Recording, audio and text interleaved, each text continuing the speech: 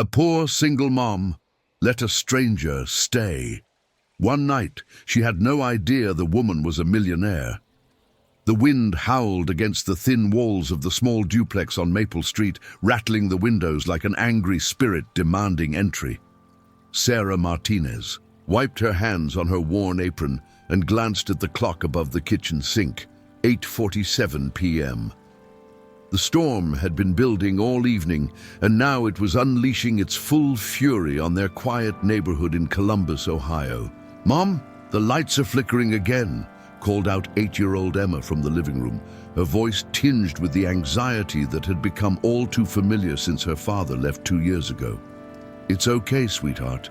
Just the storm," Sarah replied, though she couldn't hide the worry in her own voice. The electricity bill was already overdue, and if they lost power, she'd have to use the last of their emergency candles. Sarah had been a nurse before Emma was born, but after her divorce, the demands of single motherhood and the need for flexible hours had forced her to take on multiple part-time jobs. She cleaned offices at dawn, worked at a local diner during lunch hours, and sometimes babysat for neighbors in the evenings. Despite working nearly 16 hours a day, she barely scraped together enough to cover rent, utilities, and groceries. The duplex was small but clean.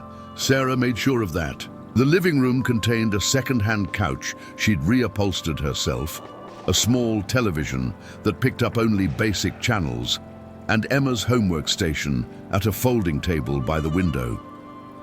The kitchen was cramped but functional, with appliances that had seen better decades but still worked when coaxed properly. A sudden, urgent knocking at the front door made both Sarah and Emma freeze.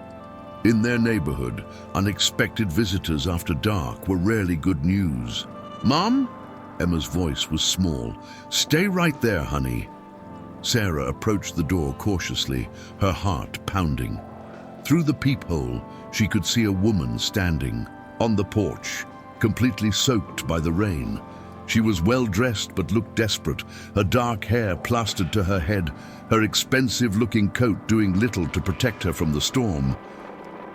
Sarah hesitated. Every instinct told her to be careful, but something about the woman's posture, the way she held herself, shoulders hunched not just from cold, but from something deeper, made Sarah's nurturing instincts kick in. She opened the door, keeping the chain latch secured. "Can I help you?" The woman looked up, and Sarah was struck by her eyes. They were the color of storm clouds, but filled with a vulnerability that seemed at odds with her polished appearance. She appeared to be in her early 40s with fine features and an air of refinement that even the storm couldn't wash away. "I'm so sorry to bother you," the woman said, her voice cultured but shaking from the cold. "My car broke down about 3 blocks from here, and my phone died. The storm..." She gestured helplessly at the chaos around them. "I knocked on several doors, but no one answered. I saw your light on and thought maybe..." Sarah studied the woman's face.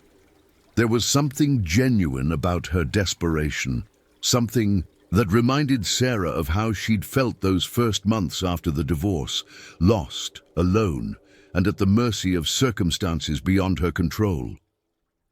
"Where were you trying to get to?" Sarah asked. "The Hampton Inn on Route 23. I had a room booked, but my GPS led me into this residential area right before my car started making terrible noises." The woman's teeth were chattering now. "I'm not from around here. I'm sorry. I know this is unusual, but I'm really not sure what else to do." Sarah looked past the woman at the street. The storm was getting worse, and she could see debris flying through the air. No taxi would come out in this weather, and even if they would, it would take hours. "Mom, is everything okay?" Emma appeared at Sarah's elbow, curiosity overcoming caution. The woman's expression softened when she saw Emma. "Hello there. I'm sorry to worry you and your mum. I'm just having some car trouble." "Emma, go back to the living room, please," Sarah said gently. She looked back at the woman, making a decision that felt both terrifying and inevitable. Look, I can't let you stand out there in this storm. You can come in and wait it out. Use my phone to call someone. Relief flooded the woman's face. Are you sure? I don't want to impose. I know how this must look. You look like someone who needs help, Sarah said simply, unlatching the chain. Come in before you catch pneumonia. The woman stepped inside, and Sarah was immediately struck by the contrast between this stranger and their modest home. Even soaked and disheveled, there was something about her. The cut of her coat, the quality of her leather handbag, the way she carried herself, that spoke of wealth and privilege. I'm Sarah Martinez, she said, closing the door against the storm. And that's my daughter, Emma. I'm Catherine, the woman replied, a slight hesitation before her name. Catherine Wells, thank you so much for this kindness. I really don't know what I would have done. Sarah led Catherine to the living room, where Emma was pretending to watch TV while obviously studying their unexpected guest. Emma, can you get some towels from the bathroom closet? Sarah asked. And maybe that extra blanket from my room. As Emma scurried off, clearly excited by the adventure, Sarah turned to Catherine. Would you like some coffee? It's not fancy, but it's hot. That would be wonderful, Catherine said, her voice thick with gratitude. I feel terrible about this intrusion. Don't, Sarah said firmly.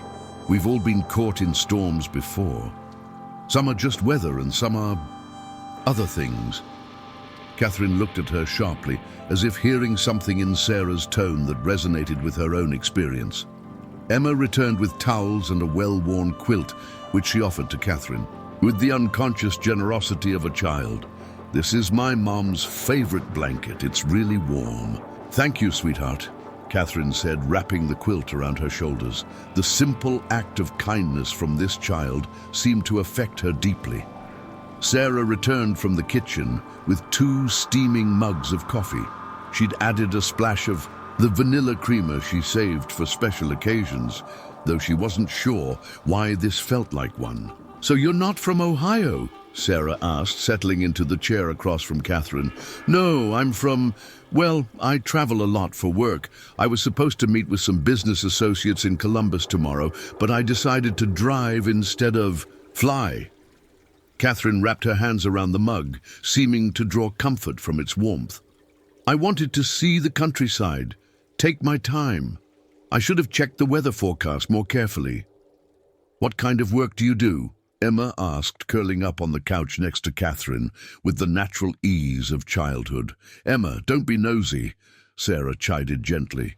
It's fine, Catherine said, but Sarah noticed she took a long sip of coffee before answering. I'm in consulting. I help companies solve problems. It was a vague answer, but Sarah didn't press. She understood the need for privacy, especially from strangers. The storm continued to rage outside, and as the evening wore on, it became clear that Catherine wouldn't be going anywhere soon. Sarah found herself relaxing in the woman's presence. Despite her obvious wealth and sophistication, Catherine seemed genuinely interested in their lives, asking thoughtful questions about Emma's school and Sarah's work without the condescension that Sarah had learned to expect from people of privilege. You work 3 jobs? Catherine asked when Sarah mentioned having to leave for her evening cleaning shift. Sometimes 4, depending on the season, Sarah replied matter-of-factly. Emma's dad, well, he's not really in the picture anymore. We make it work.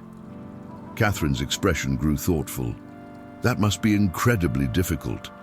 It is what it is, Sarah said, though she couldn't hide the weariness in her voice. Emma's worth it. She's got dreams, you know. I want to be a veterinarian. Smart as a whip, that one. Emma beamed at the praise, and Catherine smiled, the first genuine, unguarded smile Sarah had seen from her. I can see that, Catherine said. She's lucky to have a mother who fights so hard for her. As the night deepened, Sarah realized she was genuinely enjoying Catherine's company. There was something about the woman that was both mysterious and familiar, as if she was someone playing a role, but occasionally letting her true self shine through. I should probably try to find a hotel room, Catherine said around 10 o'clock, though her tone suggested she wasn't eager to venture back into the storm. Don't be ridiculous, Sarah replied. Look outside. It's still pouring, and there's no telling when your car will be roadworthy again. You can take my bed and I'll sleep on the couch. Oh, I couldn't possibly. Yes, you could, and you will, Sarah said with the firmness of someone accustomed to making decisions and sticking to them. Emma, help me get some fresh sheets for Miss Catherine. As they prepared the bedroom, Emma whispered to her mother, I like her, Mom. She's not like other grown-ups. What do you mean? Sarah asked, smoothing the quilt over the bed. She actually listens when kids talk, and she looks sad, like you do sometimes when you think I'm not watching.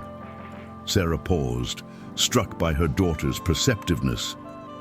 Maybe she's just tired from her long drive. Maybe, Emma said, but her expression suggested she wasn't convinced. Later, as Sarah settled onto the couch with a pillow and blanket, she could hear Catherine moving quietly in the bedroom. At one point, she thought she heard the sound of quiet, crying, but when she listened more carefully, there was only the steady rhythm of rain against the windows. Sarah stared at the ceiling, wondering about the woman sleeping in her bed. There was something about Catherine Wells that didn't quite add up.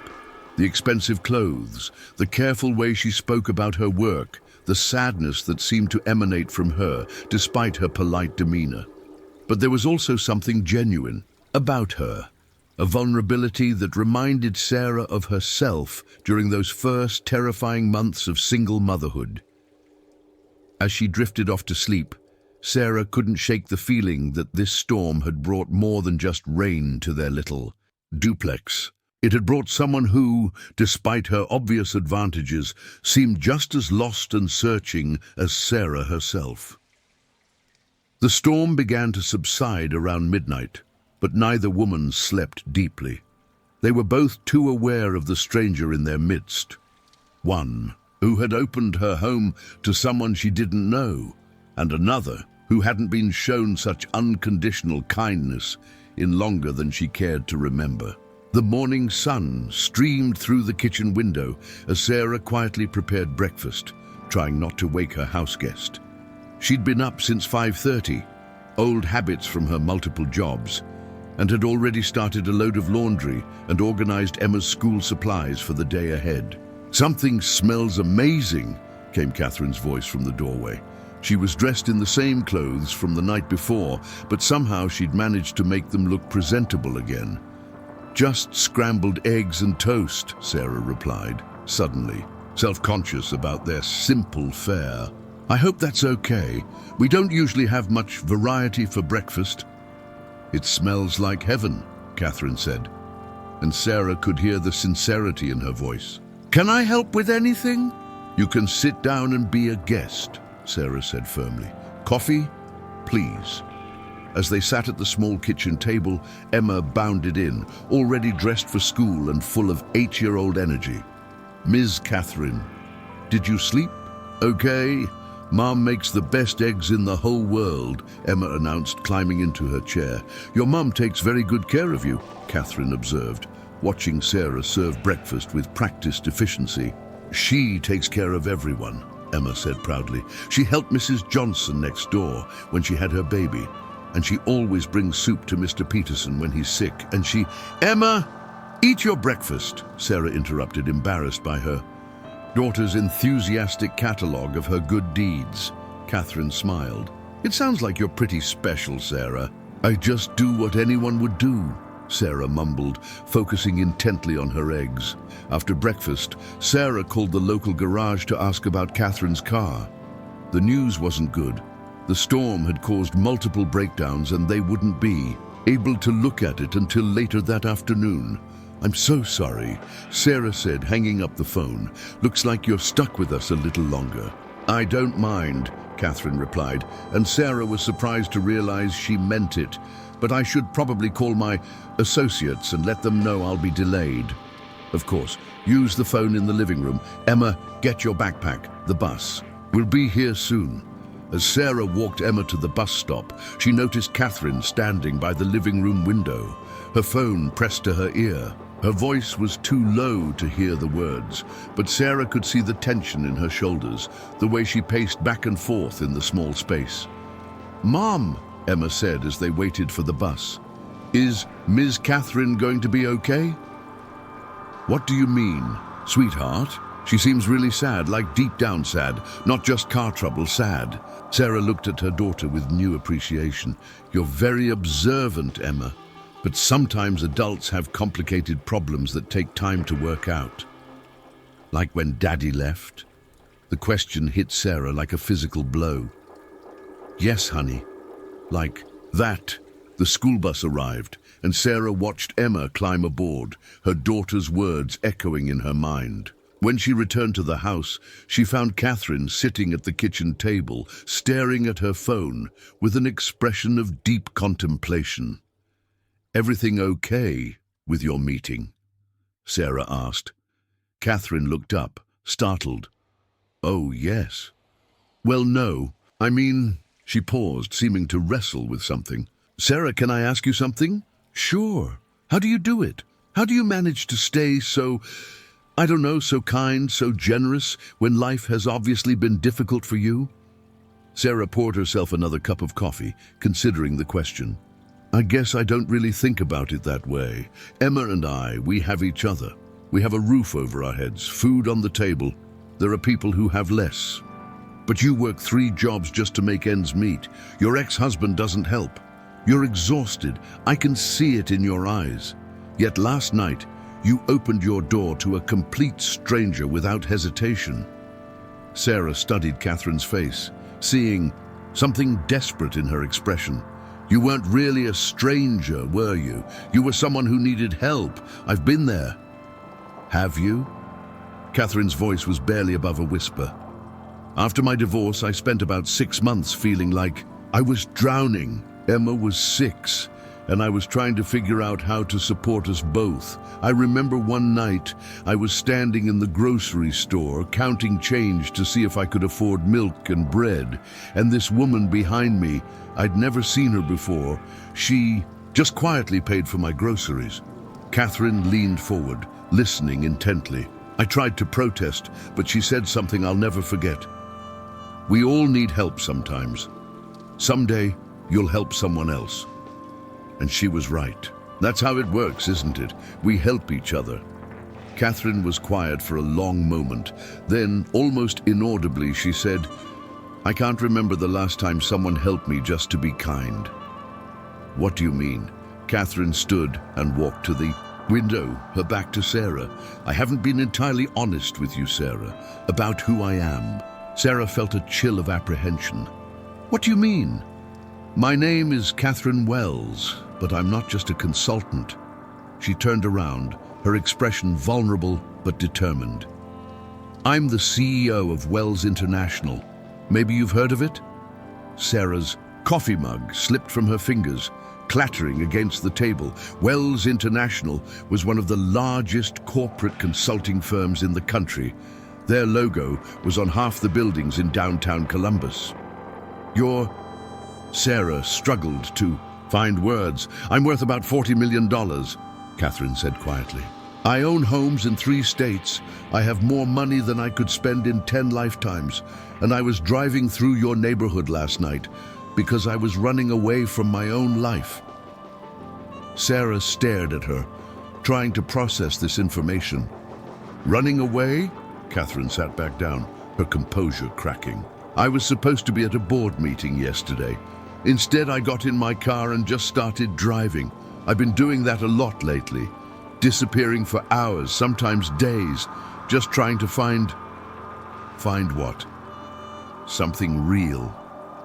Catherine's voice broke slightly.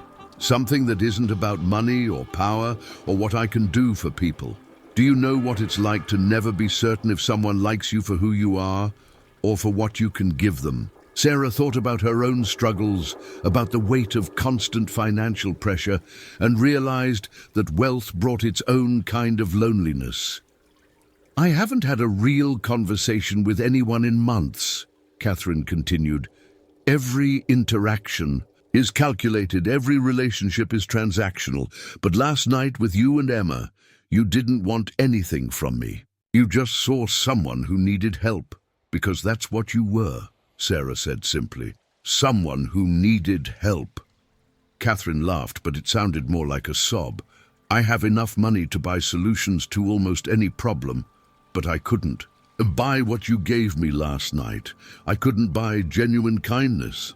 Sarah reached across the table and took Catherine's hand. It was soft and well manicured, so different from her own work-roughened fingers, but the need she felt there was achingly familiar. Catherine, money doesn't make you less deserving of kindness. It doesn't make you less human, doesn't it? Catherine's eyes filled with tears. I've been so focused on building my company, on proving myself in a world that still sees women as outsiders, that I've forgotten how to just be a person. I don't have friends, Sarah.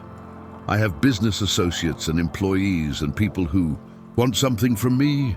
I don't have anyone who would offer me their bed during a storm without expecting something in return. You have that now, Sarah said quietly. Catherine looked at her in surprise. I mean, if you want it. I don't know much about your world, but I know about friendship.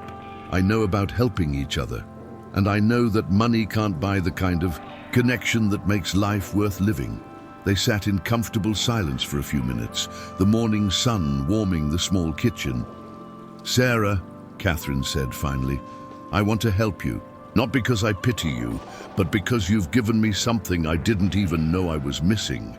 You've reminded me that there's still goodness in the world. You don't owe me anything. Please, let me finish. Catherine's voice was stronger now, more decisive. I know you probably have your pride, and I respect that, but I also know that Emma wants to be a veterinarian, and I know how hard you're working just to keep your heads above water. Sarah felt her defenses rising. I don't want charity. It's not charity, it's friendship. It's what people do for each other when they care. Catherine leaned forward earnestly.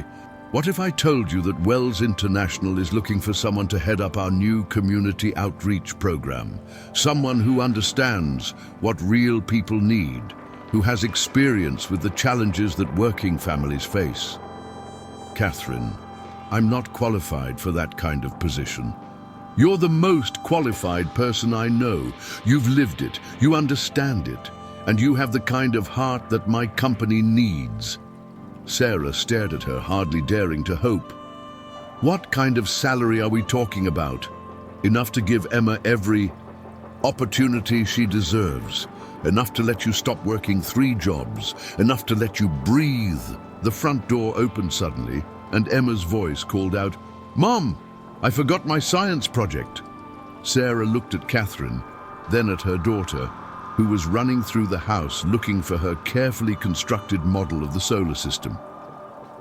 Found it, Emma called, but then she stopped in the kitchen doorway, looking between the 2 women. Why are you both crying?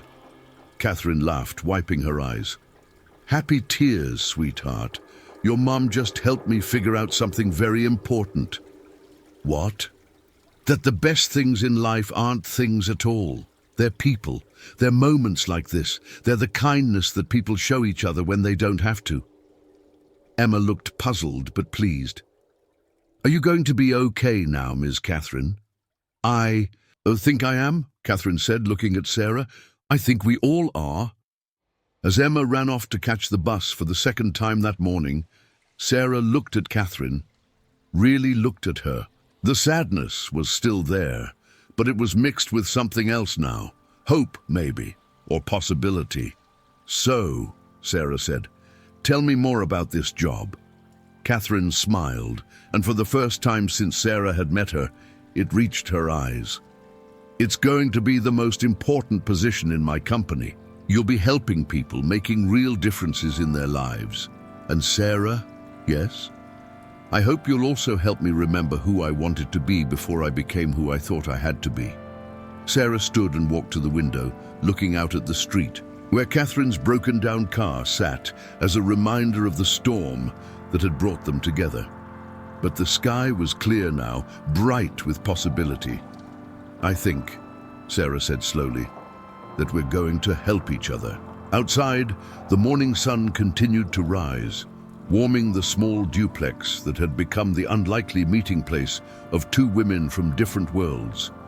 One who had everything money could buy, but had forgotten how to truly live. And another who had very little, but had never lost sight of what really mattered. The storm had passed, but the friendship it had created was just beginning. As Catherine made arrangements for her car to be towed and for a driver to take her back to her world, she and Sarah spent the day talking, really talking, about their dreams, their fears, and their hopes for the future. By the time Emma came home from school, they had laid the foundation for a partnership that would change both their lives. "So, you're really going to work with my mom?" Emma asked Catherine as they sat around the kitchen table that evening. "If she'll have me," Catherine replied.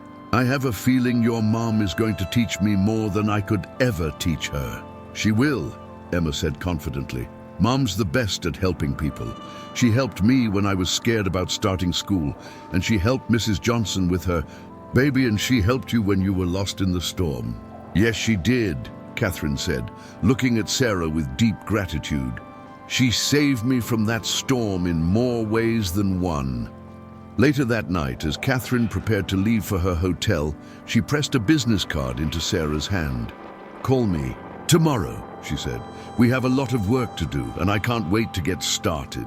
"Catherine," Sarah said, "thank you for everything, for the opportunity, for the friendship, for reminding me that sometimes taking a chance on someone can change everything." "Thank you," Catherine replied, "for showing me that the richest life isn't measured in dollars. It's measured in moments like these." As Catherine's car pulled away, Sarah stood in her doorway, Emma beside her, both of them waving goodbye to their new friend. The storm had brought them together, but the bond they'd formed would weather any storm that came their way. 6 months later, Sarah Martinez was the Director of Community Outreach for Wells International, a position she'd created from the ground up with Catherine's support. She'd moved Emma to a better school district, but they'd kept the little duplex on Maple Street as a reminder of where they'd started. And every month, Catherine Wells would drive through that neighborhood, not as a lost millionaire seeking something she couldn't name, but as a friend visiting the woman who taught her that the greatest wealth wasn't what you had, but what you shared with others.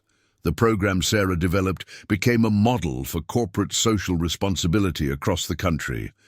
But more importantly, it gave Catherine a purpose that money couldn't buy: the joy of making a real difference in people's lives.